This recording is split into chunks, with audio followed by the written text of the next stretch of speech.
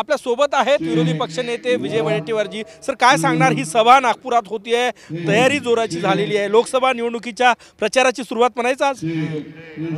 ही सभा स्थापना दिवसाची सभा आहे।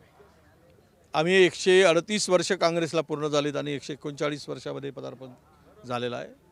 मोठा इतिहास काँग्रेसचा आहे आणि नागपुरात ही ऐतिहासिक अशी सभा आणि स्थापना दिवस हा कार्यकर्त्यामध्ये जोश आणि उत्साह भरणारा हा स्थापना दिवस नागपुरात साजरा होतो आहे। त्याची तयारी पूर्णत्वास गेलेली आहे, संदेशही जाणार आहे। हाय तयारम, सगळ्या या देशातील लोकशाही वाचवण्यासाठी आम्ही तयार आहोत। हाय तयारम, या देशाचं संविधान वाचवण्यासाठी हाय तयारम, संविधान बचाव हाय तयारम। या देशामध्ये शेतकऱ्यांचं जे काही आत्महत्या वाढल्यात, शेतकरी उद्ध्वस्त होत आहे, इसके लिए हाय तयारम। या बेरोजगारांना न्याय देण्यासाठी हाय तयारम, या देशातील महागाईला लगाम लावण्यासाठी हाय तयारम, असा नारा या देशातून आम्ही देऊ। आणि परिवर्तन आणि लोकसभेच्या निवडणुकीसाठी हाय तयारम, परिवर्तनासाठी सुद्धा हाय तयारम। भाजपनं टीका केलेली आहे की उदयनिधी स्टॅलिन जे आहे त्यांनी म्हटलं की हिंदू धर्म संपवण्यासाठी काँग्रेस तयार आहे का, भ्रष्टाचारासाठी घराणेशाहीसाठी काँग्रेस तयार आहे का, अशी टीका केली। अरे, ज्या विचाराची जी माणसं आहेत ते आपल्याला स्पष्टपणे सांगितलं पाहिजे। 70 वर्ष या देशामध्ये काँग्रेसनी सत्ता, तर हिंदू धर्म संपला काय? हिंदू धर्माला कोणी संपवू शकतं काय? आणि आता या लोकांना थोडी तरी वाटायला पाहिजे की आपण काय बोलतो आहोत। खरं म्हणजे राजकारण आणि धर्म हा वेगळा असतो। धर्माचा आणि राजकारणाची सांगड कधीच घालत जात नाही, तरी पण ते धर्माच्या आड सत्ता संपादन करतायत आणि आरोप दुसऱ्यावर करतायत।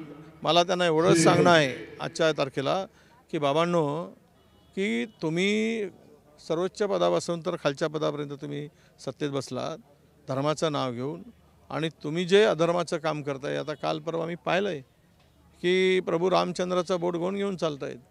म्हणजे प्रभू रामचंद्र लहान आणि माणूस मोठा देवापेक्षा करण्याचं काम जे काही चाललं आहे तेही फार वाईट आहे। तर धर्म कोण संपवत आहे?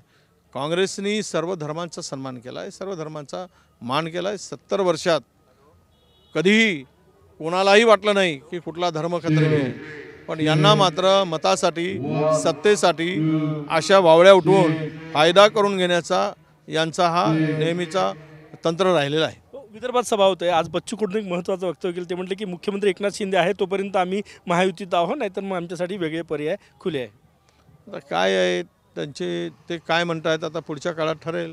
बच्चू कडू चांगले खासे मंत्री होते, तिकडे गेले, तेही गेलं आणि हेही गेलं।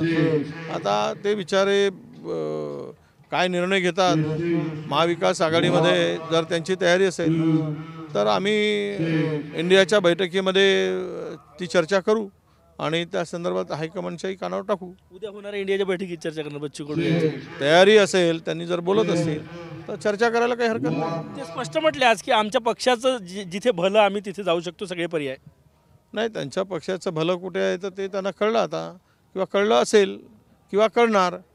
कारण असं आहे की पुढच्या 10 तारखेनंतर नवीन नवरदेव महाराष्ट्राच्या गादीवर बसायसाठी बाशिंग बांधून तयार आहे असं आमची माहिती आहे।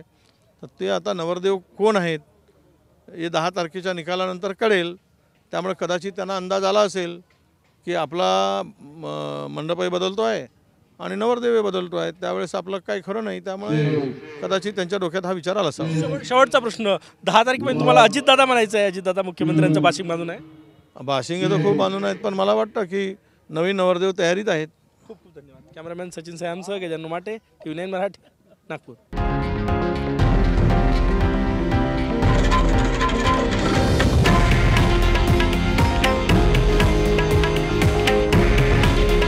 हे आहे देशातील नंबर 1 न्यूज नेटवर्क आणि आपण पाहत आहात TV9 मराठी।